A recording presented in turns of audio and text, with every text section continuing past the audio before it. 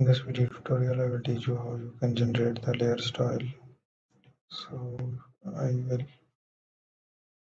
take the essentials, take a layer, and then I will go to create a layer style. Totally,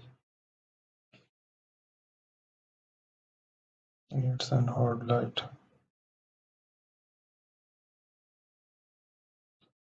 Then we can change our gradient, make it okay. So change the angle as well. There are some different gradients here created as new style. So we have done that.